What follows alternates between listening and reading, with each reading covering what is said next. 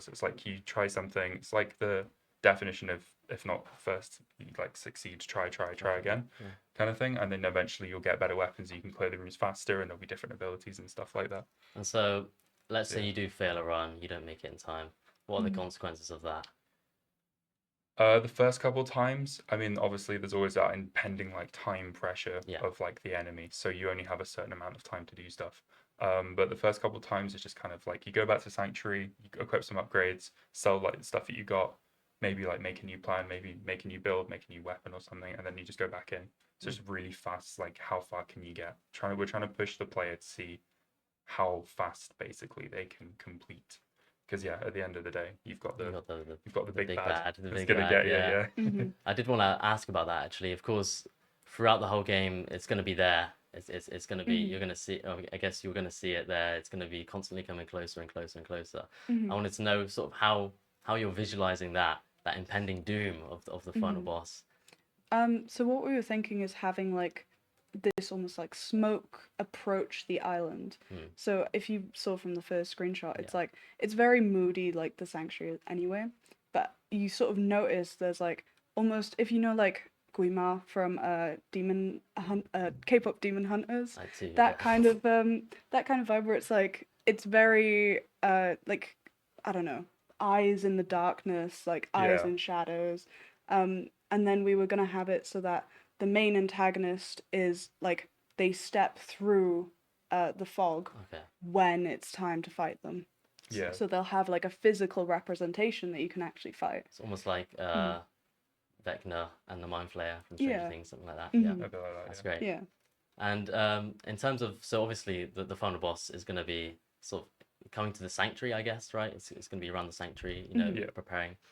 I wanted to know more about the sanctuary in general because we know it's a place for the player to upgrade abilities and buy items and stuff. But how are you making that sanctuary more of, I guess, you know, adding to the lore in general? Like, what are you making it so that the player sees that this is the last hope of humanity? How are you Yeah. adding So to in that? terms of like the design of the island, it's very it's like How to Train Your Dragon-esque, I guess.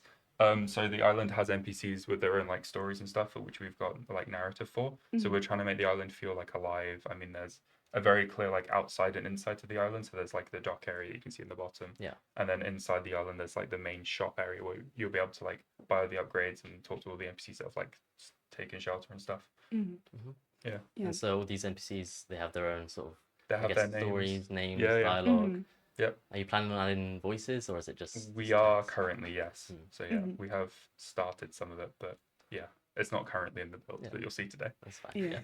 Yeah. In terms of these sort of people in the sanctuary, is it more like you go up, you talk to them, and each time you do a run, let's say they'll say something different, like depending on the story, or do they have their own sort of side quests, mate? I don't. We were kind of sense? thinking We of were having hoping it. so, yeah. It depends how far we get Yeah. with it. But yeah, Yeah. that's the eventual idea. Okay. Yeah, that's right fine. now they're not as a high priority because Yeah. it's meant to be so fast paced that you just keep going. Yeah, going yeah, through yeah, the portals. But we do really want to have like that sort of side exploration thing to so that you can actually explore the sanctuary and that it's worth exploring. Yeah, and you can you know get to know these characters and come to want to yeah. save them from the final boss. Exactly. Instead of Yeah. like, it's fine. So what types of I guess shops and things can you buy from? I guess obviously you can upgrade your abilities and stuff, but Yeah, so there's three like main ones. There's like a gear shop, which is like your grapple ability and like how far you can grapple and stuff. There's weapons, so that's if you played games like Battlefield, I want to say like 2042, there's like the whole like upgrade slot thing. So you've got like a visual and then you can grab like different attachments and shove those on. So we'll have that, and I think I can't remember the third one. I blanked. Can't on it. remember. Sorry. There's something where you like go to sell the loot that you've got as well. So Okay, that would be yeah. that's the third one. is there like a currency in the game? I guess Sort of. At the moment, it's just kind of like items that you sell, but in lore there is something. It's like a scrap island, kind of like Yeah, that it's was like the a idea for it. post-apocalyptic frostpunk world. Okay. So a lot of the currency is just kind of based off like trading. So you go through the portals and collect like crystals as loot, and if they're a high enough rarity, then you can sell them and get higher like loot. Yeah. that's cool. Yeah. Yeah. And so let's move on to sort of the art style of the game. You mentioned, I saw that you mentioned about how it's sort of akin to like Arcane, for the Netflix Arcane, and that sort of painterly style of visuals. Have you kept with that since the concept? Has it stayed that way? And we've tried to keep that quite present. So we've started working on the materials now. It's still just like a first pass, but we've been experimenting with like how we were gonna do it. But most recently, like we've settled on a sort of semi-stylized, semi-realistic sort of thing. So very similar to Arcane, because like some things in it are very almost realistic. But yeah, we've got some more of our materials here. So we've got these tarps with like, it's almost got like cartoonish like stitching on it. And then we've got a bunch of our block art assets. And then we've got a rock that I worked on most recently that you can see spread around the whole island right now. That's what the island is made of, at the moment. But this kind of stuff, I think we're definitely gonna stick to that art direction. Yeah, because I think it's like it looks really cool. It's a really good art style. Sorry. It's fun. New teams. And so, obviously, it's been how many months now since you started? 3-4 months now. 4.5. Yeah. I think. We started a bit later than other teams, so we were doing we kind of pivoted from our original game, which was called Cigarette Assassin, to basically make something new because we were like, cool, but yeah, why not? Sort of thing. Yeah. Make something up with a lot more depth and yeah. Mm-hmm. How's it been now that you've been together for 4 months now? How's the team looking? Is it become easier to work together, sort of as a cohesive? I think so. We all get along really well as I think it's going good. Because obviously there's different roles, different, everyone has to work together on different things that has to come together to one project. And I want to talk about that as well in sort of, there's multiple artists working on this, right? And you want it to be the same style. You want it to be seen as if one person has done it, but there's multiple people doing it. How are you sort of, not training, but how are you, getting people to sort of get used to that same style? I think because the Arcane inspiration is so strong, a lot of people have like a very strong image of that in their brain. But also it's like, I'm an environment artist and there's only one other environment artist in our team, Finn. Okay. So we've been working very closely on like trying to get the right aesthetic and like materials and stuff ready. And I think we're doing okay with matching it so far, but I think it's going to be something that we're going to have to keep an eye over, sort of thing. It's good. One of the final questions I want to ask before we move on to getting into your build and stuff is obviously how you guys feeling. Obviously, Expo, you've got deadlines, you've got so many things on the way. There's only a couple months left. How's the team feeling? It's meant to be a safe space. Oh god. But how are you guys feeling? Are you nervous, excited? I'd say excited, to be honest. Over the past couple of weeks, we've really, from demo day onwards, we've really brought things together. Like having some of the art assets in now makes it look so much more complete and stuff. I feel like the balls only really started rolling, and like now we can just really get along with into it. We've done all the like coding and everything, and now it's just everything else. Like all the art stuff, all the VFX and everything. Making sure everything's ready to go. I'll show you actually some of the VFX that are in. So we've been making some of the attacks. There's just some stuff that I've made. So you'll see these in the build in a minute, and then also there's just a couple more. So yeah, nice. I like that crystal wave attack. Let's go. Yeah, it took a very long time. Very long time. Oh god, I can imagine. There you go. Okay. So if you want to load up your build. Do I have to move this mic a bit? Yeah, you can if you want. Just move it like that. That's fine.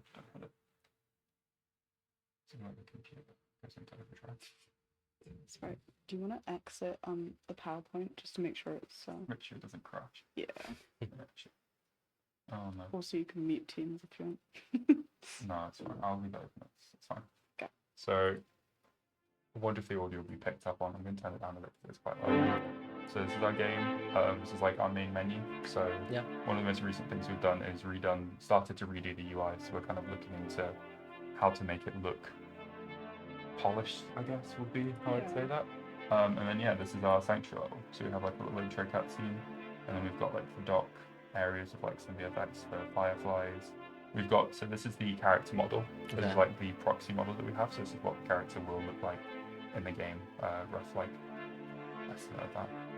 And then yeah, you just kind of run around and shoot. You can scan things to find items. The whole shop thing works through NPCs. So basically, you'll have different things that you buy. So you can see buy for 20. I'm 0 at the moment. It doesn't run. But yeah, That's cool. stuff like that. Should we explore the sanctuary a little more? Yeah. You go up. Let's go up the stairs. Let's see what's up there. Right now we're still like in the middle of the grey boxing stage, so there's some things that have materials, some things that don't. Yeah. But yeah, hopefully soon it will be a little bit more polished. But yeah, I will also say there. this is all development, so if there are bugs, it's fine. Don't hold it against them, please. So yeah, you go through a portal, and then you get this like that's cool. I like that. thing. I like that. To wait for it to load.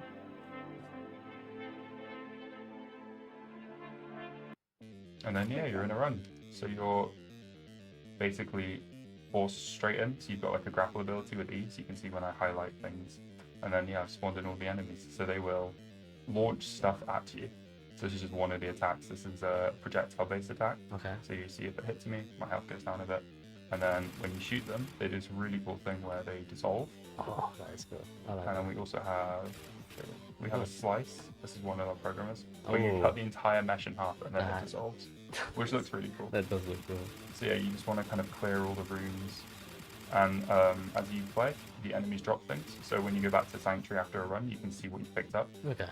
So yeah, you go into the next room, all the enemies spawn. If you press tab, you can scan to like see where things are if you get lost. Yeah, because you have to clear the enemy, like all the enemies in each room you to see there's a door there, progress. so you can't get out. Okay. Which is why you kind of need the scan to make sure you have everything. Yeah. So I guess it's like, does it tell you how many enemies there are, or is it just like you keep going until they're all gone? You just go until they're all gone. Yeah. So you can see here, there's some of the effects. So if I just do have different attacks and stuff. We didn't end up showing the enemy designs, but we've got about is it about 5 different enemy designs There's quite that a I've few. concepted. So yeah, you can see it's like damage orbs that do stuff, and there's a laser, for example, that also damages you. It's a bit chaotic at the moment. Yeah. It almost reminds me of like a bullet hell game, almost like Returnal. I don't know if you noticed the Returnal. Yeah, sort of. Yeah. It's like how much can you kill in the time frame, I guess.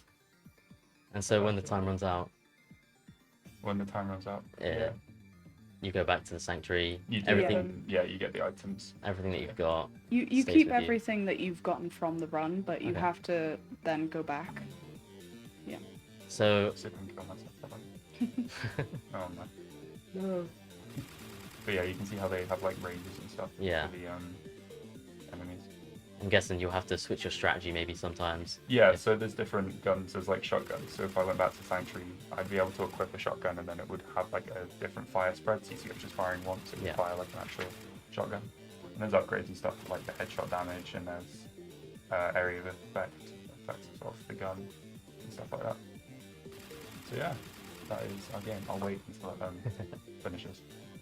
So when you complete a run, let's say it's 3 minutes, you've beat all the enemies. I'm guessing you go through the door at the end, or is it just how it's meant to work? Is there's like an amulet on your hand, and that like takes you back. Okay. So with the character design, it was in the concept stuff actually. But the moment just teleports you back. But you'll see now that if I go to the shop, we'll have items. Very quickly go to the shop. Yeah. So you'll see it in upgrades. I can now buy things from him.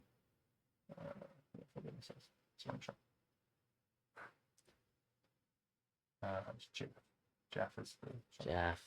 Yeah, Jeff. So you'll see I now have items in my inventory, and then you can sell them. And when you sell them, you get funds, and then you can buy various upgrades and stuff like that. Okay. And apply them to the gun. Yeah. Nice. That sounds great. Yeah. That looks good. Do you want to? We spoke about the enemy designs, but obviously we didn't go through them. Do you want to go through them now? Yeah, maybe. Yeah, if we have time. Just Just looking at that. Because there's also the watch design and the Yes, stuff as well. that would be good to show. There you go. Yeah. So Yeah, so these are the concept designs that we have so far. So we do have a model ready of this, but it's very primitive and it hasn't been added to any of the enemies yet. But we're going for very like sharp, crystal inspired enemies. So it's meant to be like you're going into their world. Okay. Yeah. Yeah. We also have. This is our main character. Yeah, and then so this is what you use to go back to the sanctuary. Okay. Yeah. So is there a law reason for this? Is this like It's kind of like the get out yeah, for it. Yeah. you're an inventor, so you've invented these various items and things to help you. Yeah, so you've invented a way to get yourself out of a like sticky situation. So okay. technically, if you die, you don't really die. You just quickly teleport out. And you keep all your stuff, and Yeah. that's fun. Yeah, Yeah. it's good. Yeah. Do you want to go a little bit into the story, seeing as you have some time left, like in Sure. terms of the lore, the story for people that don't know, sort of how this all came to be, and how this giant ass boss, I don't know if I'm allowed to say ass actually, this giant boss is on the way to get you, to get the last hope of humanity, how this all happened. So it's set in a post-apocalyptic, like frostpunk world. The main character is called Rhea. She is an inventor. She is trying to find a way to like. She has a bunch of people on the Sanctuary Island. Those are the NPCs that you meet. And they're essentially running out of food. The world is barren. It's like, it's very grey because there's like nothing can really grow. They're running out of food. Essentially it's like very dire, like end of humanity kind of situation. Yeah. So because she's an inventor, she decides to try and take it upon herself to find a solution. So she makes the portals to the crystal world. And she also makes the compass to bring her back. And she goes to these worlds to collect resources so that they can help humanity survive. Okay. Yeah.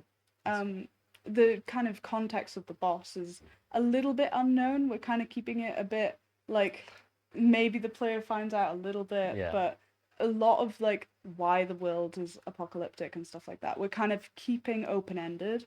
But yeah. Do you want to add anything? Yeah. Not really. That pretty much covers it, to be honest. I mean, yeah, the boss is the reason why you're stuck on this island. So you're basically trying to escape, like, to a new world or build enough, like, power up so you can fight off the boss to save humanity. It's like the last vestige, like, of humanity, I guess. Okay. Yeah. That sounds good. Thank you guys for being here with me today. I hope you had a good time. Yeah. I'm going to ask one more question before I go. This is going to be the question I ask at the end of each one. Let's say you walk into a Tesco or a Sainsbury's Okay. or an Asda and you go to the meal deal aisle. What is your meal deal of choice? I'm a vegetarian, so my options are pretty boring. Mine's like chicken and stuffing sandwich, quavers, and like iron bread. You know what? Yeah. That's sounds pretty good. What about you? I know you know it's maybe limited, but there's still a choice. I'm going like Tasco. Okay. The sushi, some quavers, Quavers. and then like a Lucozade or something. Nice. Thank you guys for that. Thank you guys. We'll be taking a little break and then we'll see you with the next group. Thank you.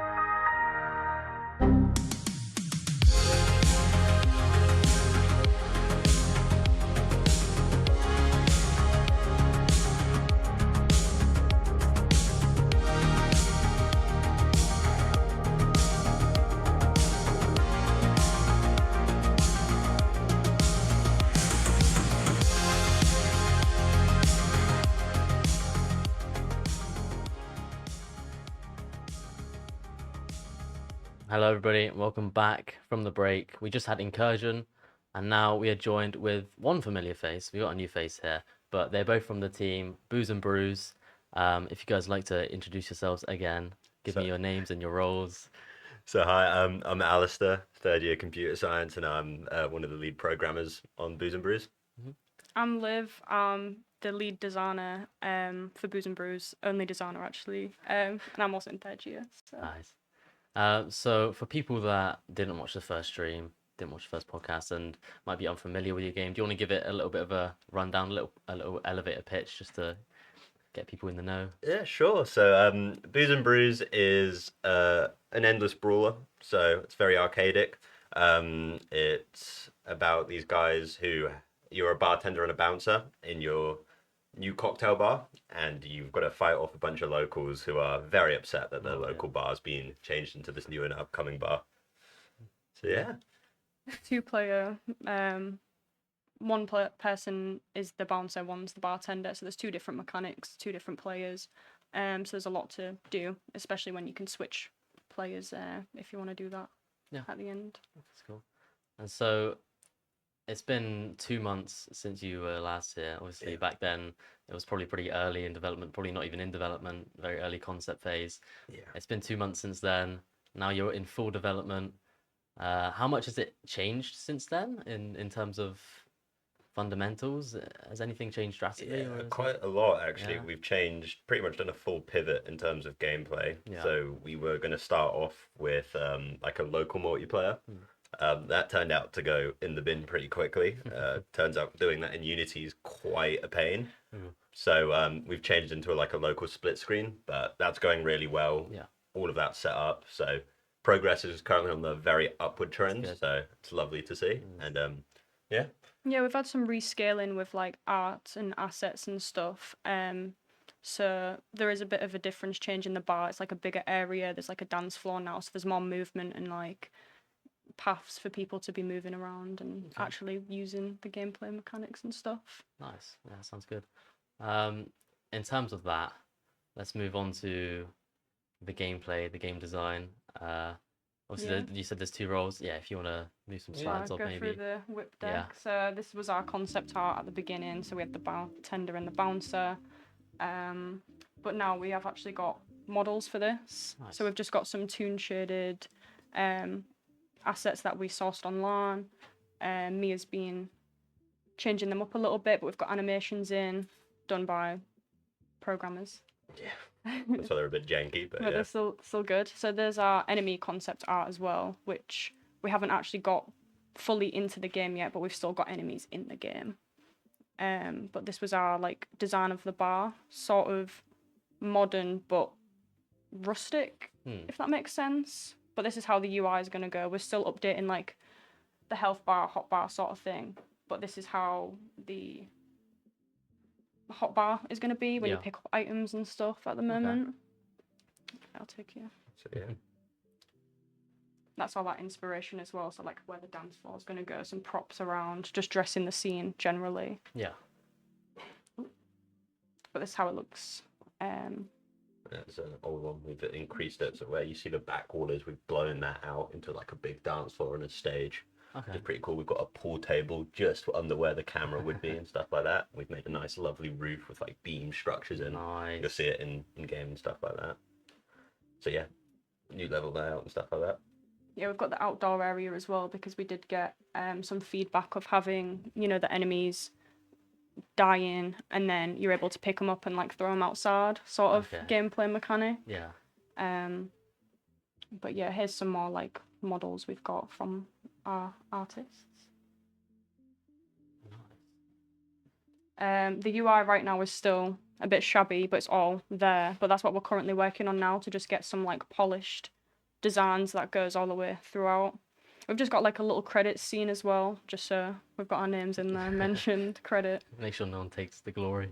Yeah, we've got our it's really hard to see on this, but we have got our fine. like production chart, Gantt chart, sort of like how timeline of production is going to go. But that's currently it. Yeah. Nice. So I'm going to ask a couple questions just off of that. Far away. In terms of the environment, the bar, the cocktail bar, is it the same cocktail bar every time you play, or can you customize it, or is it? At the moment, it's the same cocktail bar. Yeah. It's a pretty good idea actually, having like skins and stuff like that. But at the moment, we really want to focus on like the mechanics and gameplay, get the game feeling good before we start putting in stuff like skins and all of that. Sense, yeah. So yeah, it's mostly just iterating gameplay mechanics at this point. Yeah. It looks pretty good, so now we're just making it feel good to play. Is it like a static environment, or is it like, let's say you attack one of the enemies and everything's interactable. So yeah, you can sort of... Yeah, we're hoping to get like ragdoll physics in as well. Yeah. So you hit a player with a chair and they like fly over, hit the bar, drinks go flying. Yeah, really fun. That's stuff like that. And so you have that mechanic with the bartender of making the cocktails with the ingredients, and then depending on the ingredients and depending on the recipe and whatever, you make your own different cocktail, and each cocktail's different with different abilities. Yeah. And obviously, then the bouncer has the whole mechanic of fighting off these people. Yeah. How are you making it so that the bartender feels sort of in the fight as well as? So there's two things. One, we're going to have these bunch of like just dormant NPCs that will just be ordering drinks. So the bartender has to make drinks for these random people, as well as the bouncer screaming at them like, "I'm being swarmed here. I need these cocktails to like get a buff." Yeah. So then you were going to have a throw mechanic as well. Yeah. So you could just lob one. And don't worry about that. So you could lob it, see if that works. But again, this adds like the thing of you throw it, you miss, you hit the enemies, you buff the enemies. Yeah. The bouncer's screaming at you even more. Yeah. And then the bartender hopefully just feels so chaotic, just running around trying to make these drinks, while the bouncer's again trying to deal with these bunch of people who are so upset. It's such a unique concept because it's almost like it's a different game in another game. Yeah. Yeah, and that sounds so cool. And also, in terms of that, because obviously you're gonna have the bouncer shouting at you the whole time. You know, get me this cocktail, get me that cocktail, and I guess the bartender has to memorize these recipes. So there is a recipe book, but of course you do lose time if you have to go back and check the recipe book and stuff like that. And we're also hoping if you mess up the recipes, you're gonna start giving debuffs instead of buffs. We also want to have like a little storeroom in there, so you've got to like run to grab like all your ingredients and bring it back and that sort of stuff. Okay. So there's always like something to deal with in the moment. Has there, since the start development, obviously that sounds really in depth for the bartender, it seems like they're doing a lot. Have you sort of leaned into that complexity of like, there's just so much they need to do, or have you like sort of trimmed back on some elements as you've developed? So mostly we've been focusing on the bouncer. Okay. funny enough, I feel like getting the feel of the bouncer right is important. Yeah. Because making the drinks and stuff like that, if you look at games like Papa's Pizzeria and stuff like that, it's a tried and tested method. It's kind of hard to mess that up. Yeah. But as a bouncer, like fighting in games can make or break it. Yeah, So it's really, I felt like really important to get that done. But we do have the bartender mechanics in like another scene that's all worked up. Sadly, it's not in our full build yet. That's fine. But the bouncer mechanics are starting to feel pretty good. Like the movement, the throwing, and all that is starting to feel solid. So moving on to the bouncer then, is there, I guess, upgrades for the bouncer? Like, do they do different moves depending on different upgrades you do, different skills, or is it just sort of like there's just waves of people coming at you, just attack them, just attack them? It is mostly waves of people and you're just throwing hands, but we're really focusing on that everything in the environment can be used. Yeah. So you pick up a chair, you throw a chair, pick up a pool cue, hit them with a pool cue. You can hit them, and then at the end of a round, you get to like relay the floor and all that. We're also hoping that you can use like the ragdoll bodies as another thing to throw. Oh, that's cool. So it's just grab something and throw it. Crazy. Throw hands, do that. Yeah. Well, the bartender can also make drinks to like affect the enemies, but you know, if it debuffs the enemies, if it accidentally hits the bouncer player, it can also debuff the bouncer. Them, yeah. So that's like Risk, another reward. risk. Yeah. Yeah. Sounds good. So on that as well, we talk about the enemies. You have the light enemy, the heavy enemy. Is it? I don't. How do I explain this? Will there be different enemies within the enemy? If you know what I mean? So like different variations of the enemy. Of the heavy and the light enemy. At the moment, no. We are thinking of adding like a ranged like enemy. Yeah. So someone who can just like throw chairs or like Or a something bottle or or a bottle or something like that. But because our whole thing is the bar is going to be populated already with like the NPCs and stuff like that, it should be okay. And just the fact of, it's going to be so much fun trying to find these people within the crowd. Yeah, So- it'll already be like chaotic enough with everything Chaotic enough. going on. And so, the game, you said it's like an endless sort of. It goes. Does it just go until So you there'll be lose? like, Yeah. go until you lose, and then scoreboard, see who Ah, can get okay, higher. Yeah, That sounds good. whole leaderboard. Yeah. So in terms of all the cocktails so far in the game, how many do you have so far? I mean, I believe off the top we're of your head? on a good 4. So the way we do it is just dictionaries. Yeah. So we take the ingredients and we put them in like lists, and then you need to meet that list to make said drink. So the one that always comes to the mind is like the Molotov cocktail, Yeah. AoE damage, fire. So it's stuff like, I think we're putting like fireball in it, Oh, nice. Yeah. stuff like that. Things you would expect. I think it's stuff like that. I'm Yeah, I pretty think we sure I also read in the have, code like, there the- was like fuel or gasoline. Do we have like the espresso one yet? Yeah, do we've we got the know? espresso so, like, martini. Speed boost and stuff like that. That's cool. And then obviously there's the easy of like health boost and health decrease as well. So Which That one's should- your favorite so far? Both of you. I think the espresso martini. yeah, is- just running around faster is like nice as well. was also from the get go when we like made the concept of the game. Yeah. The espresso martini was one of the first cocktails like made. So Yeah, everyone's It's- quite it's- interested in having that in real life as Yeah. well. So That's cool.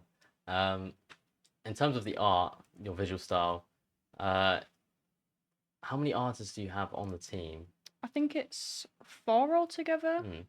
Because we've got Quinn, Mia, Louisa, and Darius, who are all working on their own unique things as well. So there's always someone modeling, someone texturing, someone doing like 2D UI stuff. So Yeah. there's always like something to be done with it as well, especially when we've had like crits and we've had feedback from like playtesters as well. So we've always got like good stuff in there, Yeah. which is nice. That's cool. How do you make it so that obviously you want the whole project to be artistically cohesive? You want it to look like it's drawn by the same person or made by the same person. How do you make it so that 4 different people are all contributing to this one style that needs to look the same? How does that? Well, I guess we do like daily interactions on teams and stuff, so everyone's always communicating with each other. And, you know, the artists do show up to almost every session we have. So there's always like constant communication and they always work well with each other because if someone's got to model something and someone's got to texture something for that, Yeah. you know, they've got to work together in order to like make it all scale well as well. Yeah. That's why we had like a rescale in the game as well because, Okay. you know, there was like a little setback, and then was able to just fix it because everyone worked together on that. That's good. Yeah. Okay. Keep eyes ahead. Do you guys want to load up the build maybe? Yeah, And we can have a little look at what's going on. There we go. Ooh. Using brews, so we'll throw you that one. Oh, thank you. We do have music as well. That's been custom for the game Nice. from an Amata student. Yeah, I'm not gonna try and mess it up. No. But yeah, so we have what we use. So we have our little options menu. You can see we have the music and SFX sliders. Yeah. At the moment, mouse and keyboard's kind of been scrapped, so it's just controllers. Yeah. Okay. So this will do. So it's pretty simple. Movement, look around, Yeah. jump to pick up's right bumper, Okay. and to throw's left bumper. Okay. So if you press A whenever you want, you'll see that's Ooh. you in, and then I can join in as well. Yeah. That's Here we Hello. go. us. How you You doing? see all the nice little animations. You Yes. can go pick up your chairs and you can just launch them about. Yeah, these are our little AI guys. You can see we have our fast one who's currently sprinting Mate, he's towards the sprinting bar. at the bar. He wants a drink. Get him Yeah, a drink. It's going to be me to the Where's the Stannery bartender? after this. And then we've got our little larger enemy. He's a bit taller, walks a bit slower, has a bit of a strut in his step. And yeah, and then you can see all the new lighting the environment artists have done. We've got the nice little pink light over here for the dance floor. Ooh, that's so nice. And stuff. And we've got like the new different types of railings in as well, which is all nice. But yeah, all very textured, all looks very good. But yeah, this is mostly just to show off how our connectivity will work, how Yeah. you can pick stuff up, how the throws, how it interacts with everything.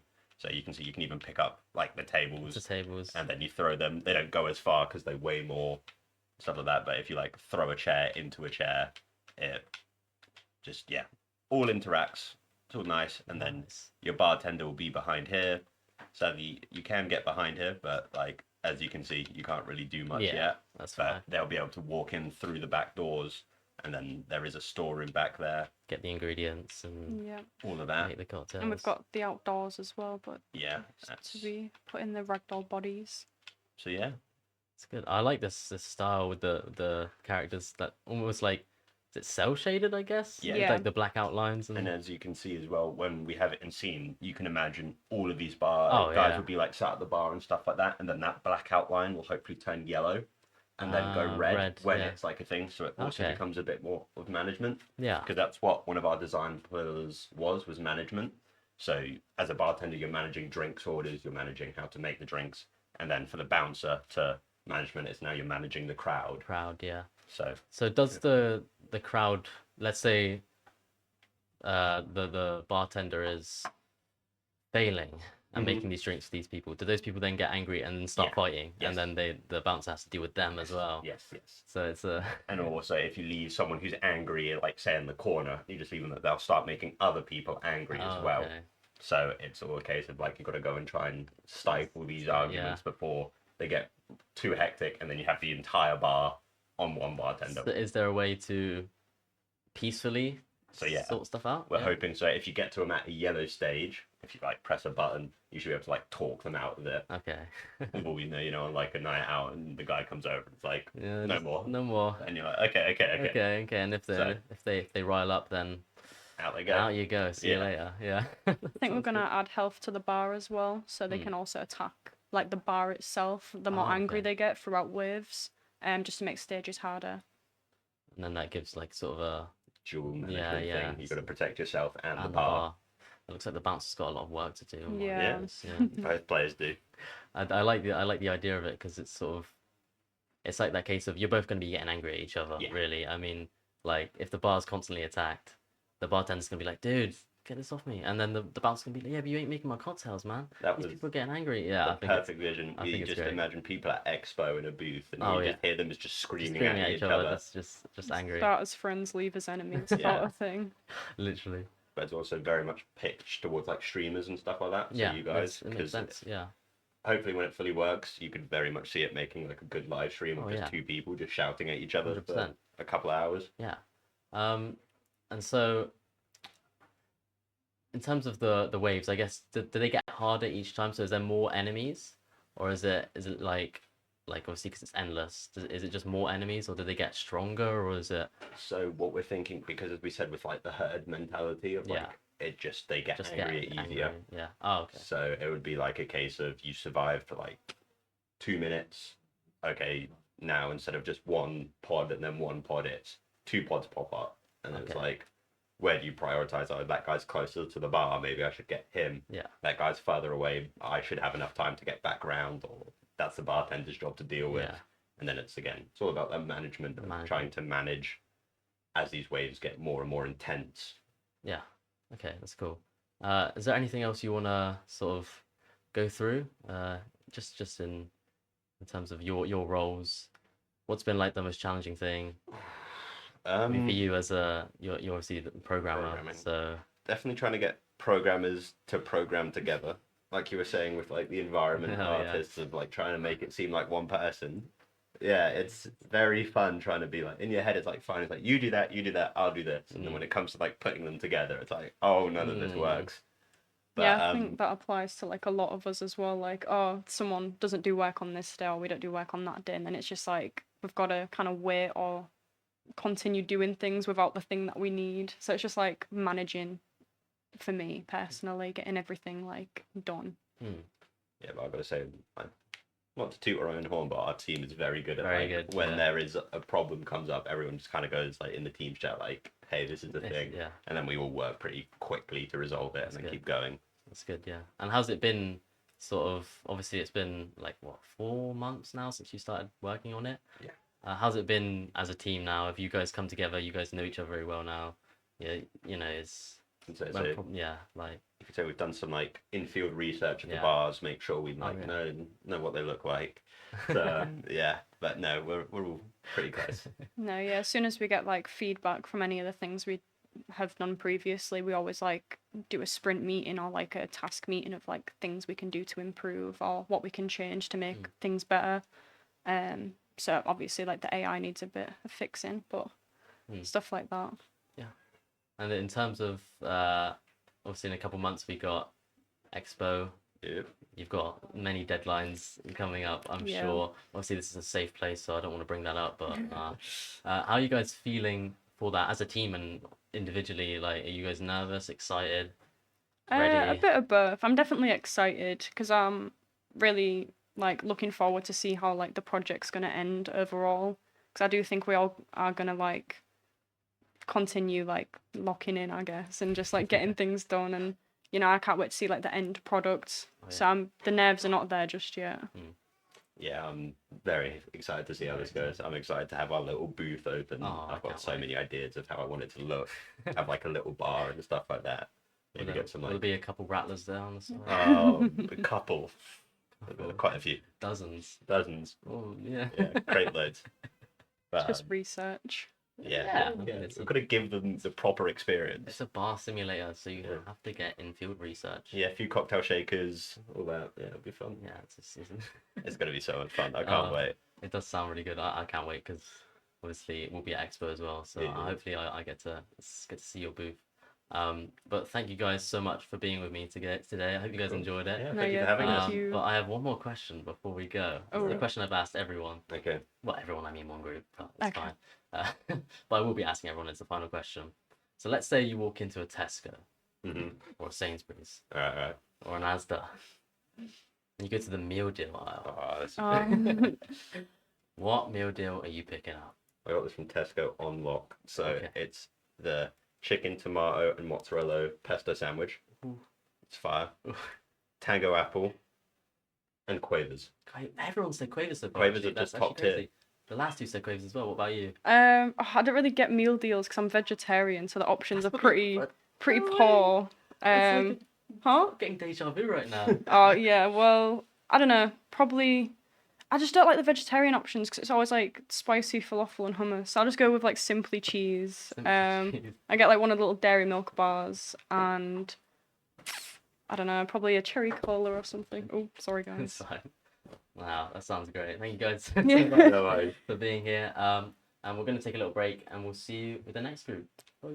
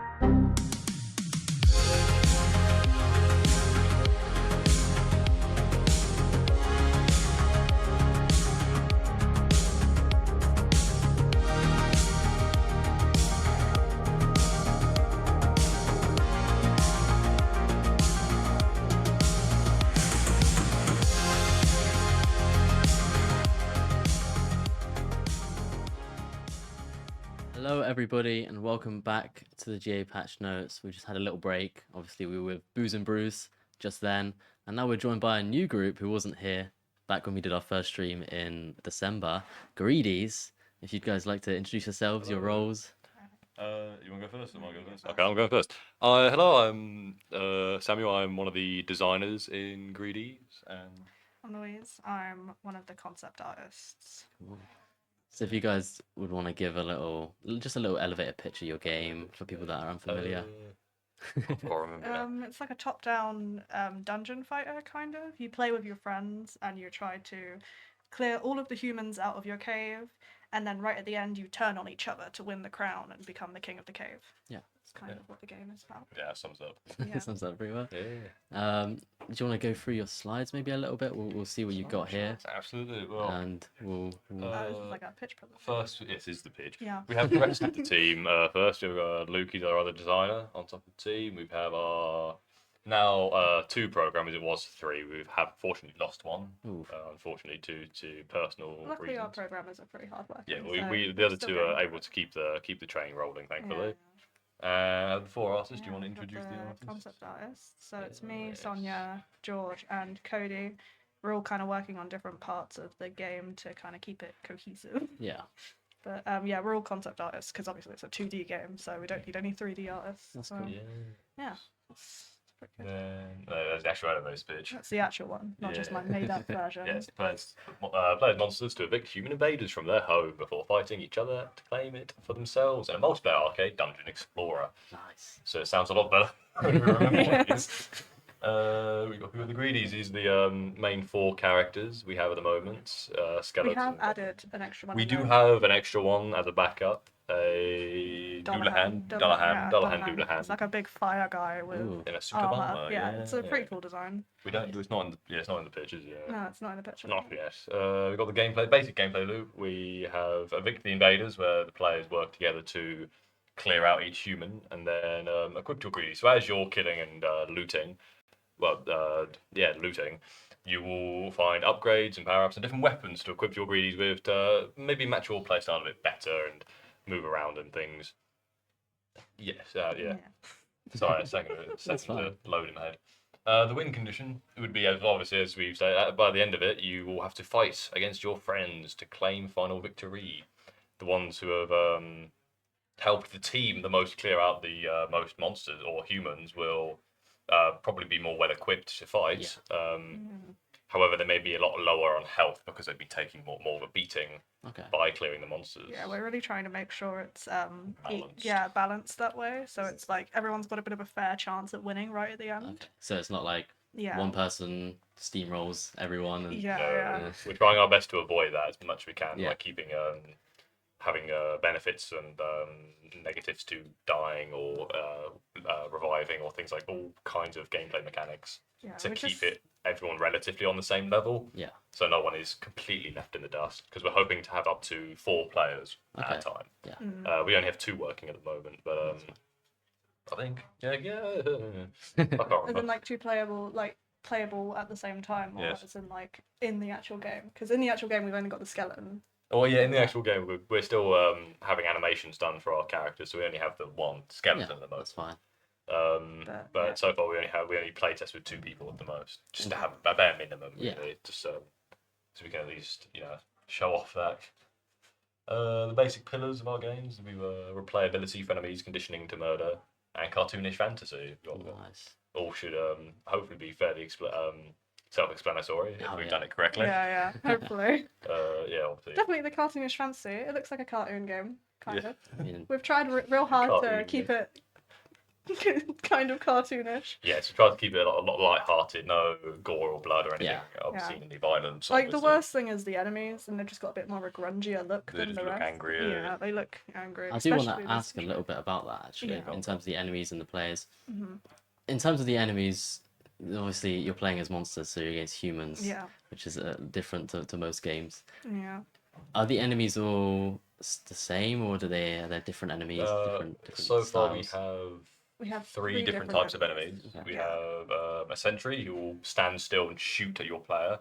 There we have a shield who will has a shield in front of him, will aim towards the nearest player and that will block any incoming damage.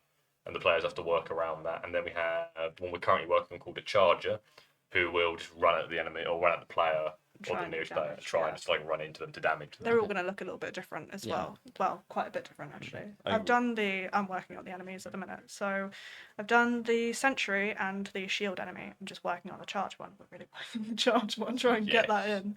But the shield and the charge one are kind of going to look similar. The only difference is one of them will have a shield and the other one's going to be sprinting at you in full plated armor. And then the sentry is like a mage kind of character. Okay. So yeah, and they all look quite a lot darker than the playable characters because we want to make the monsters, even though they're monsters, look a bit friendlier. Like you want to play as them. You want to play, yeah. I know we're trying to avoid any obviously human features, so we're trying to keep them as anonymously human as possible, so they're not. It's almost dehumanized in a sense. Dehumanize the human. Yeah. Ironically. The sentry just has this giant hat that covers like half of their face. Okay. And the rest of it is just pitch black, dark. It does look like it's got a massive forehead. Big old forehead. But they just look kind of creepy. And they've got floating hands, so they look a bit mystical. Wizard, yeah. And then the armored enemy, the shield one and the charging one, they've both got helmets on, so you can't actually see their face. Okay, so you want to dehumanize the humans. Yeah. Make them seem more like enemies than the actual monsters you want to play as. Yeah. And going on to the monsters that you play as well, We might be able to get them up. I think I sent you the monsters, but I don't know. I did. They're not in the art style. Oh, there we go. They might be in the art style. No, they're not. That's Go back a fine. bit. Go back in this one. There you go. Oh yeah, there's the monsters. So obviously we got 4 there. You said that only the skeletons playable right now. Yeah. But are the monsters just visual representations of like whatever you want to play, or do they have their own sort of unique abilities, or is No, there's no unique abilities. We originally had the idea of having them be a bit more unique, but due to time and constraints, we've cut that back to just being a visual difference. So players have the choice of who they play.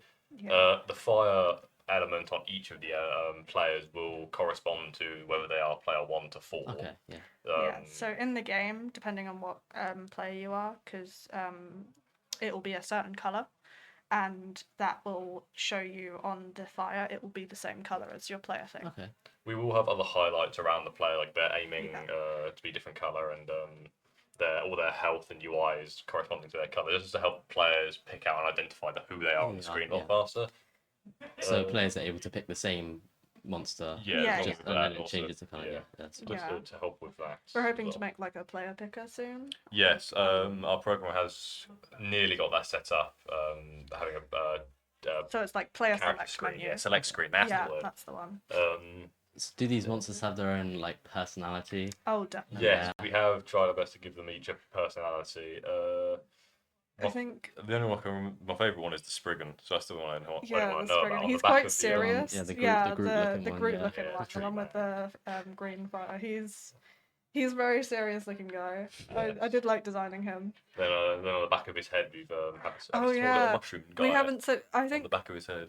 I might have sent you an image, but I don't know if it's in this thing. It's No, it's not when imaged. when he turns around, he's got like this moss in the back of his head, and there's a mushroom in the back, and he's got this really cheerful face on the mushrooms. So, So it's just a so contrast, he looks all yeah. serious when he's facing you, but as soon as he turns around, you just see a happy little mushroom in his head. I like that. That's Yeah, cool. that was your idea, the happy little mushroom. Yeah. Yeah, it was a good idea. So the monsters are important, of course, Yeah, have their own yeah. personalities, but the environments as well are also very important. Oh yeah. Going around the environments. in here. And so, do you want to talk to me about sort of the different styles you were going for with these Yeah, environments? so this is mostly Sonia's work. I did the ones on the. I can't tell my lefts and rights. The ones on the right, those were originally designed by me, but she has taken them and redone them so that they all kind of fit the same sort of style. We wanted to keep like a kind of crystally cave sort of look, because a lot of the UI and stuff like that is all crystal themed. Okay. And what? So I was looking at crown. So Oh yeah, and the crown. The Oh crown my is crystal God, I themed. So didn't this is actually something we're planning to give out at Expo. That's so So we're going to make a bunch of these, and depending on what color you play as, you're going to get the same colored crown. This is just That is a cool. prototype that I No. made yesterday. cool. It looks really good though. Yeah, so no, the environments, they're all sort of crystally themed. The fire one has a bit more crystal stuff in it at the minute. Yes, now. we have it's updated the finished. fire one, and I think the ice one is currently being updated. By, Yeah, it is. our But artists. the top two, those ones are the actually fully rendered ones that Okay. Sonia did. So it's all kind of crystally themed, and it's supposed to feel like a bit of a cave, but in some areas a bit fancier. A dungeon. Yeah. So is it like each room? Because obviously it's procedurally generated. So Yeah. is at the start of the game, is it like that fire is the whole map? So you pick like a fire map, or you go into like an ice map, or is it just each room is the different elements or the different rooms? So far, the idea is that each in the randomly generated map, one or two of the rooms will be an elemental room, like Yeah. a fire or ice room, Okay. and they will have the player with a different play style. Yeah. So like the a mixture idea, challenge. yeah. So the idea with the fire room at the moment is certain parts of the floor will sink into the lava, Oh, And okay. make it harder to move around. So making players unable to move around it. And then obviously the Sorry, ice room rather. is going to have like ice. Yeah, floor we're physics. just going simplistic ice physics there, so you Yeah. can slide around a bit more. Yeah, that one's going to be a pain in the ass to Oh, play so on. Simple but You sweet. feel it. Simple but sweet. Yeah. Actually, a cool thing about the fire room, it has been done. On the walls of it, there's paintings. You can't Okay. see them on there because it's not done in that picture. But in the finished one, there's actually finished paintings, and we were planning that whenever we made a new greedy monster to play as, it would be hinted at in those paintings. So you could like see like kind of a sneak peek at what's the next greedy that's going to be in there. Okay. So it's kind of a cool thing that we did with that room. Yeah, I like that. I also like how the environment affects how you play, and I guess it also affects because this game's about teamwork, Yeah. Yeah. but also betrayal. come the end, Yeah. you want to win. Come on. Yeah. I also wanna know more about that in terms of how you've made it so that the characters or the players as a team they work together, but also secretly behind the scenes that they're planning the betrayal of their teammates. Have you made it so that maybe some players can prey on the weaknesses of their own friends while also helping them? The big inspiration for this game is Castle Crashers. Oh yeah. And how that playstyle works, and we try to replicate in a very similar way in the sense that we don't reward players who don't do anything, who sit there and do nothing. Okay. Yeah. Along with having the different types of weapons having their own drawbacks. Yeah. So certain weapons that will hit stronger will have a much shorter range, as opposed to other weapons that will have a much further range but won't do as much damage. And we're hoping to have a healthy mix generate throughout the buffs and debuffs and health, so that when you're working together and defeating enemies, you have a moment to, before moving to the next room, deciding on, should I switch my weapon because I know they have I have a shorter range weapon, to give myself the edge and just staying away from them, or and it all like depends on what the buffs are as well. along with the buffs and things. Like try and the reason why you want to work together in these rooms with all the enemies is because you want to be able to get all of those buffs. Yeah, you want to be the one to pick up the I think upgrades. if you die in the room, then you don't get the upgrades. So you kind of really want to work together to clear it out and get as many upgrades as you can for the end. The keynote, if you die in one of the rooms, you won't respawn until moving to the next room when you reappear. And most of the upgrades you get is like right at the end when everything's cleared out. So if you die mid-room, then it's not great for you. You lose out. You lose out on a lot of, And we were like discussing whether we would show on the UI around it if we'd have the upgrades in there, but I don't think we are, because we want it to be like, you want to try and like remember what kind of buffs you've got or what the other players have got as well, so that you can know kind of how they're gonna fight at the end. Yeah, but, we're trying to keep it fairly a mystery so that one player can plan their like uprise, but maybe not fully remember what their teammate has. Yeah, that sounds good. And in terms of that, is it so is there like a way to die before the final fight, or is it just if you're in the game you're going to make it to the end no matter what? You're going to make it to the end no matter what. There will be one victor at the end, but if you die like a lot throughout the rooms, you will respawn with full health, but so you won't have the upgrades or the damage, so you'll have to rely a bit more on your teammates, but you can still get in there and get involved to get an advantage on the buffs and things. Before moving on to the next room and moving in, there will be, along with being randomly generated, we are having optional rooms off to the side. So players don't have to go straight to the final room. They can divert and maybe get more power ups. Like we're planning to make a little shop. Yeah, we're planning on having some form of shop in some way. Yeah. So what is it? It's a little octopus shop. Yeah. So there's going to be like a little octopus shopkeeper in this room, and he like hands you an extra buff if you need it, and it's going to be like kind of good for each player that gets it. So like I think if we were discussing how if one player has like an obscene amount of buffs and is like clearly ahead, then this shopkeeper might be able to even it out a bit by giving the players that haven't done quite as well just a little bit of a better upgrade to make it a little bit more even at the last fight. Because we had some problems at the last what was it? It was demo day.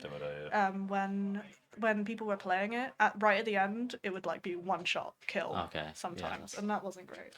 That was, to be fair, an equal mixture of the buffs hadn't fully got the UI in there yet, so people weren't quite sure what they were picking up, which meant some players ignored them, and some players didn't.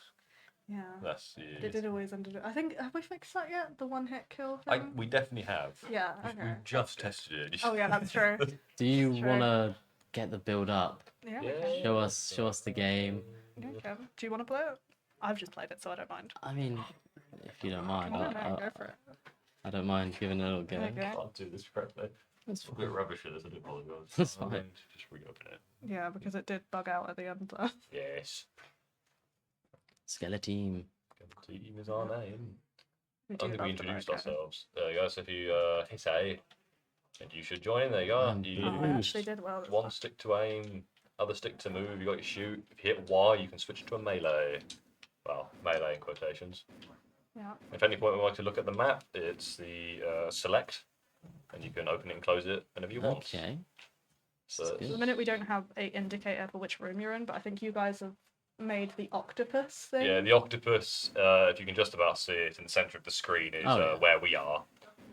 Point with the indicator, and then we want to get to this room up here. Okay. Yeah, So, I suppose this way we go. Let's go. I'll take your lead. I know I've played the game. So there you go. Here are some of the shields, so you can't shoot them, but then... We quite like the shield mechanic because it does encourage some working together, because I think it only locks on to one person at a time. So one person can distract it, and the other player can go up behind and kill him. Away we go. Let's go. And then, yeah, that's the sentry that's actually been added in, the art has. Yeah, Still need to add in the shield enemy. Oh, yeah. Yeah. Well, because it relies on... it depends on the animation. That one's actually been animated. I think Edmund's just trying to figure out how to put it in with the animation. That probably makes sense. Yeah. Oh, has that been... Oh, hello. Hello. Yeah, the doors are a little bit buggy at Fine. times. We're still fixing that. You're in Because equally, we're development. trying to have the doors disappear or disable Okay. when there's monsters in the room, so you can't leave until everything is dead. Ah. Oh. Way. Remember before when it had like tons of enemies? That was nothing. Alright. Oh, nice. That might be something to check out. Yes, I'll point this out to Chris after because this. that's It's just... bizarre. Here we are. Ah, We haven't got the room actually yet. Whoops. There is actually a final fight room that has been made. so now we fight each other. Now you To the must death. Fight each other to the death. Ah. Is it actually doing any damage to the pink character? I think there's another bug. Yeah, there's no damage. No, yeah, Wait, no, it's happening. damage, It's yeah, happening. yeah. I think it's just not programmed to go above 12, I think. Which is a mistake.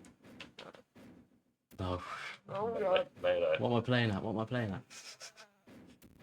Oh, God. yeah. Arwins. Yes. Yes, new quite Arwins. We need to fix that. Yes, it was only temporary to get it working, that's all. Yeah, that's true. Um, But yeah, it's... minus one. I hadn't noticed that. No, it plays nice. It feels nice. I do like the idea. In terms of upgrades, Yeah, so many spawned there. Yeah, we have I think we have some images of the upgrade in the pitch presentation. Let's do it. Oh, I let's think find out. maybe. Let's have a look. Let's see what we got. let's see what we got. Terrible. I'm not used to this one. Do you go...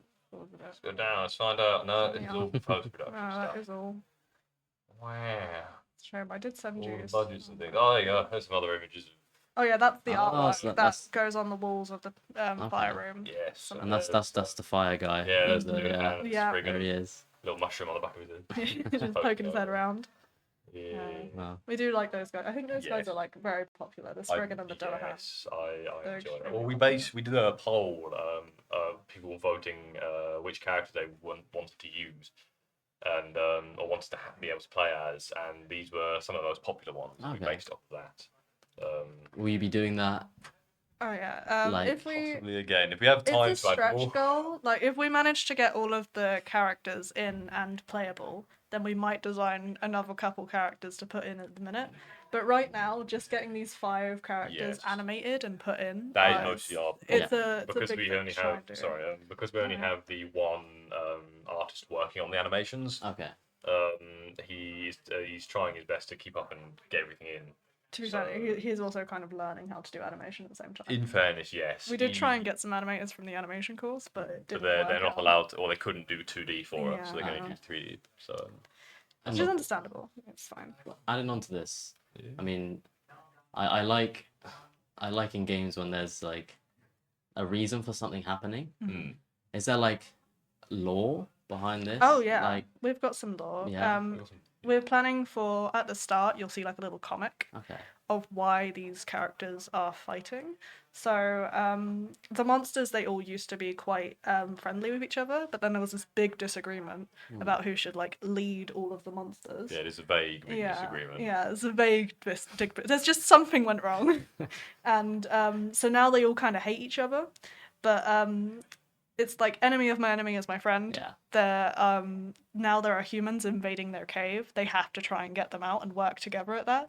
But once all the humans are gone, there's no reason for them to be friends anymore. So Now they're it's battle to the death. back to being Yeah, battle to the death. And then you want to, well, you're in there to try and win the crown of the cave, which has been designed now. well, this is the crown of the game, so this is the crown that you'll actually win in game. And depending on, I guess, what color you are, you'll get the different color crown. Yep. In the actual game, it's a little bit different. There's crystals like all around it, and on each side there is a different colored crystal for like the different color that you can play as. So depending on which player wins, they'll have their greedy on like the throne that they sit on with the crown on their head. Nice. So that'll be pretty cool. So it's been about 4 months, I guess, now since you guys started. How's it been as a team? How are you as a team working together? You're all from different backgrounds. Obviously, you have different skills. How's it been over these I think months? it's been relatively fine. Well, what I say, it's been fine in general. And we've all gotten to know each other. Yeah, we all get along. We've all gotten to know each other. We all still get along. We all enjoyed the idea. Some of us even got along so much that we did game jam together. Yeah, we did game jam together not too long ago. Yeah, we did. And, but yeah, we all get along really well. And I think this year, especially, I've learned a lot more about the other in like other courses. Yeah, I think especially your course. Last year, I didn't quite get it. Like it should be self-explanatory what a level designer does, but I had no idea last year. But this year I've kind of learned a bit more, and I think I've helped you guys a couple of times with the level design as well. Absolutely. But yeah, I like the team this year. It's good. It's been a lot good because we all formed around the idea, which helped a lot. Yeah. It does help that there's only 3 courses working together. Yeah. So We're not a massive team, so that does help in. It's kind of like we've done it so it's like Luke kind of keeps track of you and the programmers, and I keep track of all of the artists. Okay. Because we're all concept artists, so we all kind of know what we do. So we're all kind of. But we all meet regularly. We all communicate fairly effectively. I'd say. I think we've got like 2 meetings scheduled outside of the already scheduled meetings. We try and meet at least every other day. Yeah. To at least catch up and say like what's going on. Make sure everyone's on task. Blah blah blah. Yeah. No one's exploded. We've got our task boards that. Yeah, we try and get updated sometimes. We try and keep on top of the task board. We're not perfect. Well, now that it is about how many months? Like 2 months until Expo. Yes. You got deadlines. You got deadlines. Obviously, man. we don't want to talk about that, but we have to talk about the deadlines and how are you guys feeling individually and as a team? I guess how are you guys feeling? So I think you're feeling a lot more confident. I'm feeling a lot more confident. Yeah. But to be fair, we've only got the art to worry about. And you're feeling a little bit worried about the programming side. A little bit more programming and just getting everything in on time and working. That's what I'm a bit worried about. I think we're both a bit worried about the animation. Yeah, it's the animations. It's a big job doing the animation. It especially means that we're doing 2D animation and it's like frame by frame. Yeah, so it's like old style animation instead of like rigging it. So we're a little bit worried about that. We did lose quite a bit of time trying to communicate with the animators before we were told actually. We have got the sprites, the forward-facing sprites of them all to put into the game. We do have at least that. So there will be at least playable greedies to be put in there. It's just on whether or not they move or not. Yes. So yeah, but I'm sure it'll be okay. I'm pretty confident. Yeah, it should be fine. The way we're going, we can definitely get it done. Yeah, but we've got all the rooms pretty much done, almost. Yeah, pretty much. We've pretty much got all the rooms done. We're just adding extra now. Sonia's been doing all of that really quickly, and all of the designs are pretty much almost done. Exactly, it's all there. We just have to put it in. We just have to put it together. Which could be perfectly simple, could be complicated. You never know. I think we could do it. I'm fairly confident. Oh, I'm sure you'll be fine. Yeah. I'm sure you'll be fine. Yeah, it'll be great. Probably. So anyway. Thank you guys for joining me here on this sofa today. It's been great. I hope you guys enjoyed it as well. Hope you enjoyed talking about your game. It was nice. But before we go, I have one more question. Okay, it's the question I've asked every group so far. Yeah. If you watched the stream before, I'm sure you had. I watched the last stream. Yeah. So let's say you walk into Tesco. Okay. A thing that I never do anymore. You never. Well, Asda. Okay. Sainsbury's. Yeah. And you go to the you go to Waitrose and you go to the meal deal aisle. Oh God, not Waitrose. What is your meal deal of choice? Anything without mayonnaise in, and that's a task. So I hate it so much. That's why I don't do meal deals. But I like the crisps. Which one would you pick from there? Crisps. Lucozade ages. I like the squares, the salt and vinegar squares. They're good. Yeah, they're good. They're good. What about you? I tend to stick to sausage roll, a standard drink, just a lemonade or something like that. Hoisenduck or Hoisenduck. I don't pronounce it correctly. Hoisenduck. It's a wrap. Sorry, duck wrap. Oh yeah. I'm probably butchering the name, but I never learned how to say it properly. No, it's fine. Never done. No, anyway, thank you guys for joining me. We're going to go on a little break now, but we will be joined by our final group, the Long Week, next. So thank you. Bye.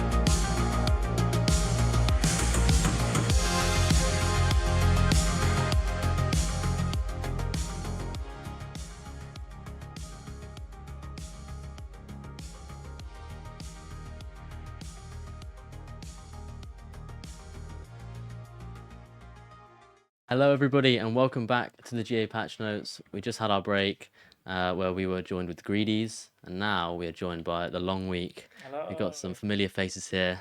How's it going? Hello. If you'd like to reintroduce yourselves to the people. Yeah, absolutely. So I'm Isaac, the lead and only designer to the Long Week. I know. Oh my. I'm Harvey, environment artist and right-hand man to Isaac. That's it. That's how it breaks down. Nice. It's beauty. If you want to give like another elevator pitch like you did last time, just for people that aren't familiar with the game, people. Yeah, absolutely. So the Long Week. Sorry to cut you off. No, it's fine. Is so our brief was psychedelia. So we're basing our game off psychedelics, and you are making your way through a house which is a representation of your mind, dealing with Jungian archetypes, which, if you're not familiar, essentially the study of psychology through, what is it, Carl Jung? Mm-hmm. Carl Jung's kind of like lens, and we're using this as a way to kind of like push the narrative while exploring a house which rearranges itself. Okay, that sounds cool. Yeah. So it's been 2 months now since we did the first podcast, Yes. and at that point it was very much the concept. It was very early, Yeah. and now you're in full production. Mm-hmm. How much has it changed? So, I mean, obviously it's changed a lot, but how much in terms of the fundamentals has it changed since that phase? To be honest, I think we've been quite lucky. Yeah. We've actually been able to keep a lot of the fundamentals the same. Okay. They haven't had to change too much. It's because a lot of how our team functions is, as I mentioned, I'm like the only designer. We've got Oliver as well, goated, great. He's our programmer. We've got Jaden as well, who does esports and does our marketing side. But then other than that, it's just all artists. Okay. So a lot of what we're doing is like we work in an agile format as like the university kind of recommends us to. Yeah. But even regardless of that, we're almost working on assets which can all fall in together within like the last couple months. So we're now getting to that stage where assets are kind of being finalized, being put in the spaces where before we kind of showed you a spatial kind of like just how the spatial puzzles would work. Yeah. And it was a little bit messier. And we've got a little bit of a nicer example to show today, which is still got some way to go, but it'll get there. But to be honest, it's not changed too much, I wouldn't say. No, I think the main mechanics and core design of the game is the exact same. Yeah. It's just getting things in now. Yeah. You haven't had to cut anything? Not yet. Not yet. We've still got a couple months for that, so we'll see. But for now, we're adding doing things, actually. We've been adding new ideas exactly. rather than cutting things. Yeah. So it's been pretty easy. So the main game design obviously is going through the house and it's deteriorating. Your mind's deteriorating. Yes. And what I like about it is the geometry of the way the rooms work. Yes. The non-Euclidean geometry. Yes, Okay, absolutely. I actually learned how to say that word just then Well because done. it's such a hard word. It is. But I wanted to talk through that a little bit and actually about how are you making it, because you want it to be almost disorientating Yes. for the player, right? Absolutely. But you also want to make it so that it's not impossible for them to move through the environment. So how is that fine line between keeping the player confused while also while not falling too deep in the confusion. Yeah, exactly. To be honest, I think the way we focused on that is honestly it's just a lot of playtesting. Yeah. It's just giving it to people going and working out if it's just too much and trying to like at this point the video will show you and the gameplay will show you doesn't quite at this point have a lot of the signposting we like. So for now it's a lot of going, this is where there'll be more signposting. And I think it's really trying to walking that line is walking your line of signposting without then holding the hand of like when you play like God of War Ragnarok and you go, wow, there's a puzzle here, and you've got Atreus going, have you tried the solution of the puzzle? And it's like it's trying to find like the middle ground there. And it is tricky, but a lot of it's through again agile, just playtesting each week, trying to get people to try it out and just really understand where they're having issues and just balance it around that. I'm sure that it's going to be pretty hard to make it seamless. Yes, and that was a big challenge. Because you don't want to ruin the experience or take them out of the immersion. Exactly. If they see, oh, the room just changed. Yeah, so there's kind of like two things which like really help with that. Yeah. One is that we're making sure like for anyone who knows design and programming out there, we're using ray casting so that when you kind of enter the space where the house would start to rearrange itself, that you have to be looking at the correct point so that when the house rearranges, you can't see any of the instantiation and like destruction of objects essentially. That's like the really big thing on it.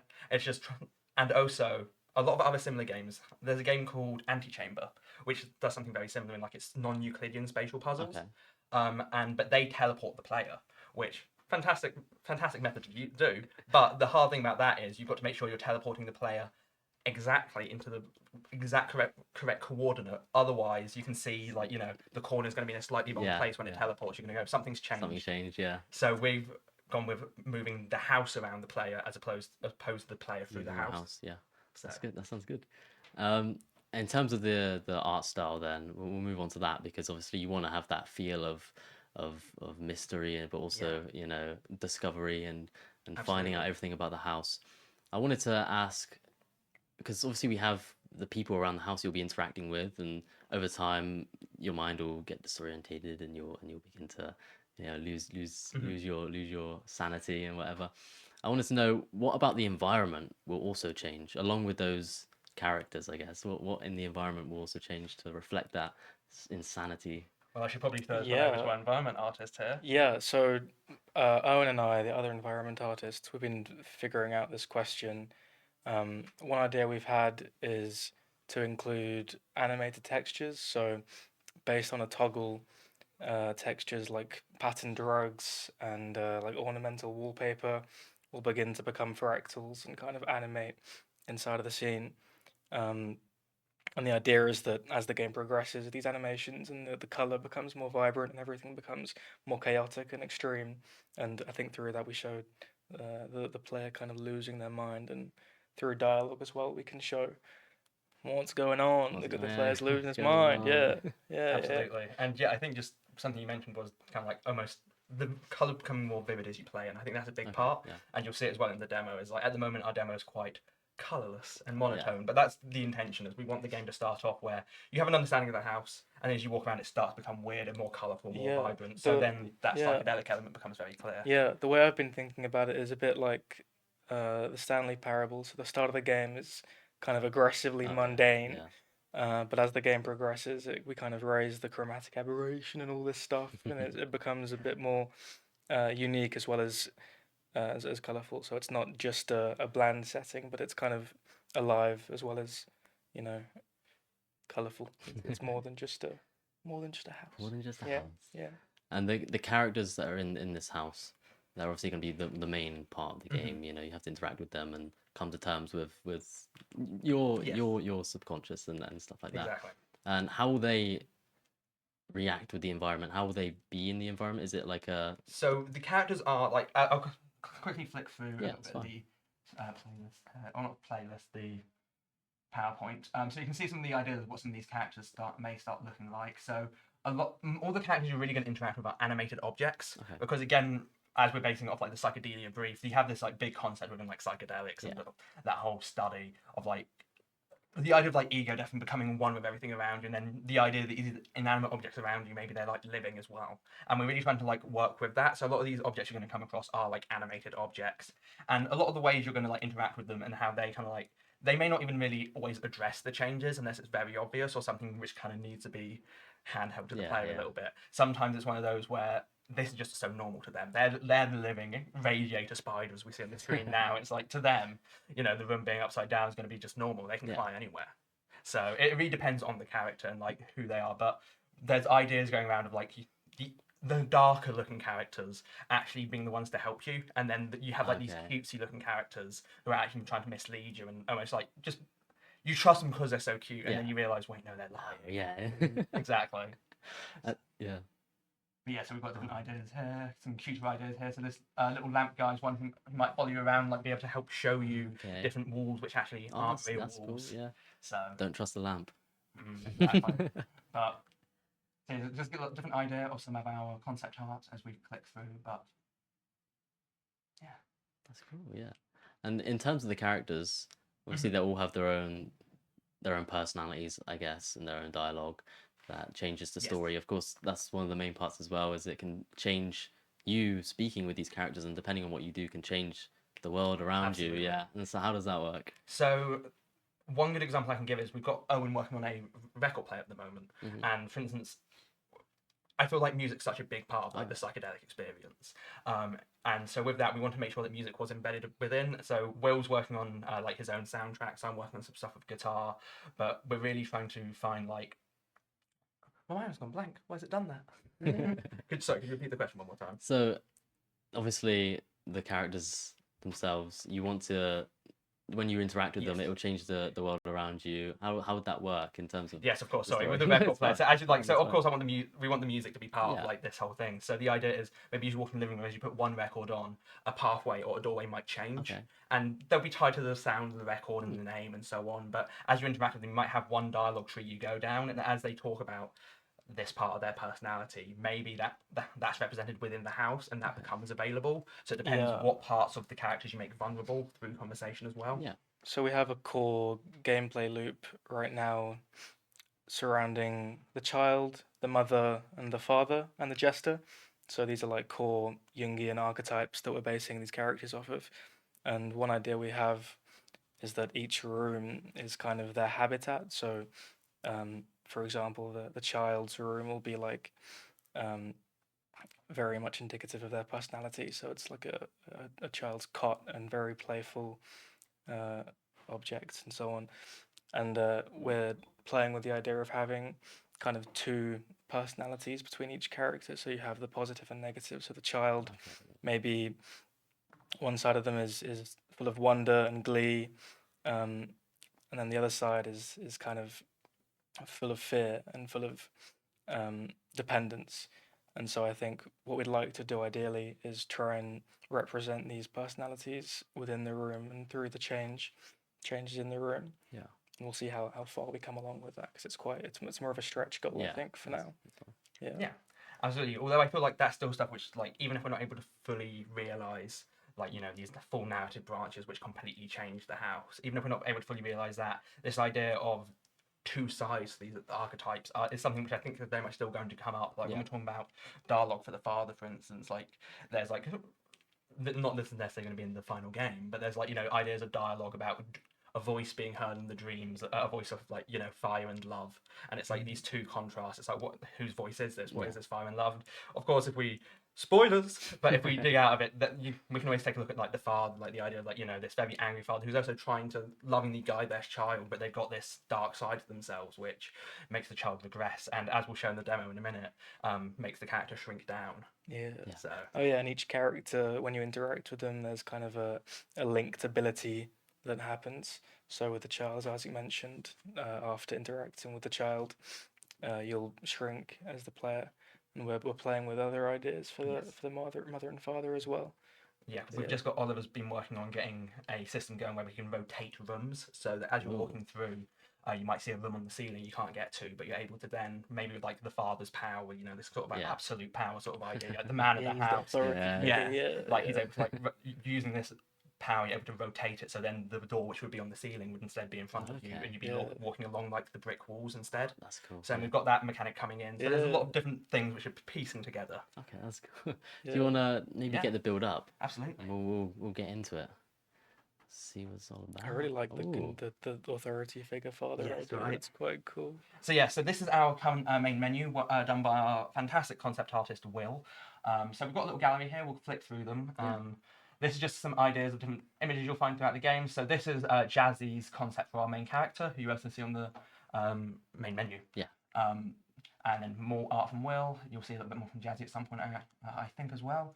Yep, here we go. But yeah, so these are different concept art pieces, what the house would look like, as well as some views from like outside the house, through windows, as we wanted to get this kind of like painterly aesthetic, especially with the idea of disassociation, where you feel like you're not quite part of your outside and your surroundings. So the outside of the house looking painted, and then also getting weirder as the game goes on.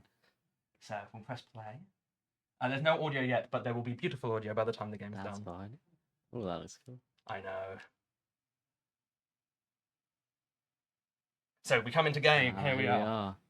I'm going to move the mic slightly so you can still hear me as I talk. So my movement might be a little janky as I am using a mouse pad right now. But yeah, so the house is a little empty right now. But if you recall from the last one, this is now much neater and put together than it was. We're not getting clipping walls and colours making nice psychedelic patterns, let's say. But yeah, so as we come through, we've got like the living room, just kind of giving you an idea of the house before we show off some of the non-Euclidean stuff. So this would be the office, and it will be populated. We've got our environment artist working on a range of assets at the moment. We've got a living room here. Over here is where you'll find the record player at some point. But also something to note as you look out.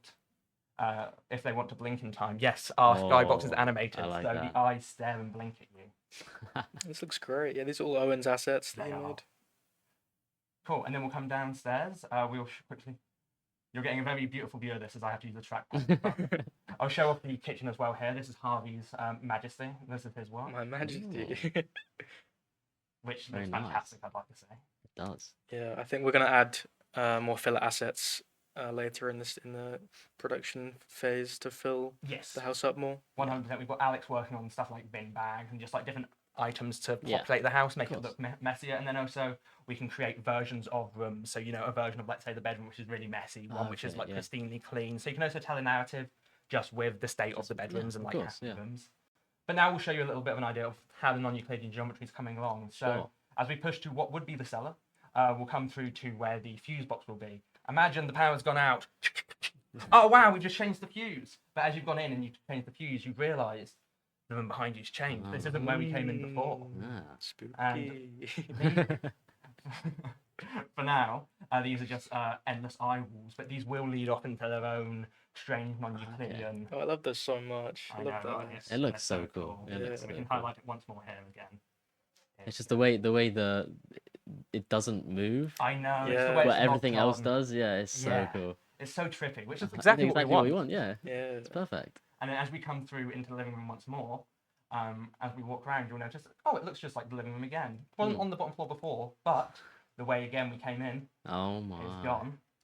And now, if we walk through, circling all the way through, you start to shrink. So, how this will work in the final version of the game is that there'll be rooms and sequences like this where as you walk through, looping through, you get smaller and smaller, Okay. being able to access different cracks in the walls where there's these whole spaces which before you had no Ah, idea were okay, there, but yeah. as you shrink down, regressing from the fire and like the anger of the father, you're able to then explore these other areas, but then you're stuck and you've almost got to deal with this anger and these complicated emotions to then get back to the size you were before.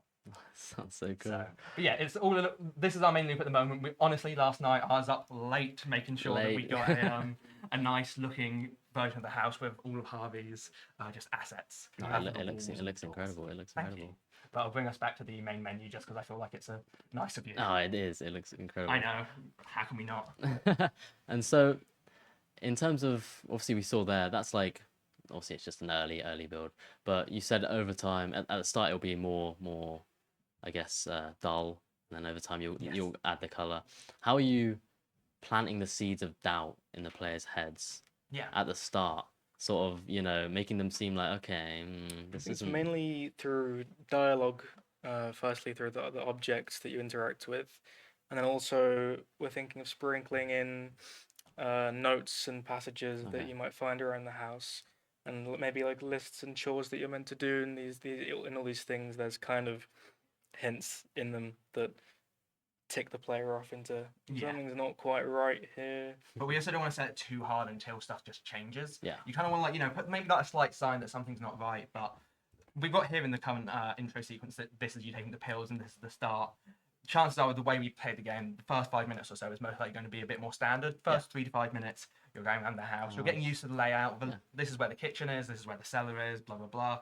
And then after about 5 minutes or so, you'll take the pills as the intro animation shows. And that's when things start to get weird. That's when the teleportation starts going on. Yeah. The lamp, which was just in the corner before, is now that weird, creepy humanoid lamp we've seen in concept art. But yeah. Yeah. So you guys have been working together now for 4 months. Mhm. And how have you come together as a team? Obviously, I mean, there's a lot of artists, but Yeah. I was gonna ask like, how have you come together with different skill sets? But I guess artists have a lot of the same skill sets. But just as a team in general, how have you come together Yeah. to Really well. We from the actually start? talked like last week about how we actually really enjoy just hanging with the team. Honestly, yeah, I feel We very got lucky. really with lucky. the Yeah. Yeah. team. Like everyone's go-to. I joke sometimes that like I feel like we should call the team Sick'em. Like the tone with dogs where you go Sick'em boy. Sick- Sorry. yeah. And it's a bit like, because sometimes as a designer I'm going, okay, so here's the concept of a level. This is what we need for it. Go, go, go. Yeah. That's sometimes how it feels. But I love the team. Everyone's always coming out with great ideas. We've got like such contrasting art styles as well, from like Jazzy's very cute, almost more anime, like manga styled art, to like Alex's really gruesome stuff. Like we get this lovely contrast, which also allows us to push for that juxtaposition. Yeah, in the art that's what style. you want as well, don't you? Exactly. Yeah, the difference, the very trippy, the difference between the art styles, very juxtaposed, as you said. But I just feel very lucky we've got team members who are willing to like jump in across the board. Like Alex is. He's a character artist. He still wants to jump in the environment. We've got Will doing music, animations, even though, he could just say, I'm just going to do drawings. Yeah, and Elliot's doing all three. Elliot's doing concept, environment, and character. Yeah, I know. Oh my goodness. Very some hard workers. We do. I'm very lucky. And now that, you've got about 2 months left until Expo, deadlines. Gotta grind. Yeah, we love to see it. Obviously, this is a safe place, so I don't want to talk about that stuff, but we have to, of course. I know, I'm so sorry. How are you guys feeling as a team and individually? How are you guys feeling about this? I think I'm quite confident. I can't speak for you, but I think that with the way our game works, it's just a matter of putting things in, and we have most of the assets and ideas there. It's just kind of the threshold for gameplay is around the corner, I think. Yeah, absolutely. But, I'm on the same boat. Highly stressed, but yeah, I feel confident. I feel like we're gonna produce a good. I feel like the game is gonna produce well, and in some ways, I feel like we've had difficulties because of the way we're approaching this game and the way this game kind of has to be developed. Is we're taught agile. For anyone listening who doesn't know agile, you make a game each week and you iterate upon it essentially each week, every 2 weeks, just trying to make it better each time until it's the final product.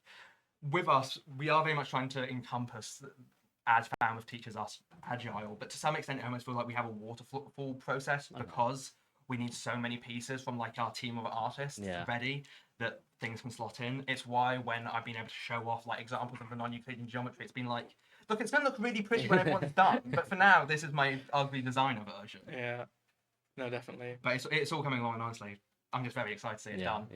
I'm so excited because this is one of my favorite projects, honestly, out of all of them that I've heard. That means a lot.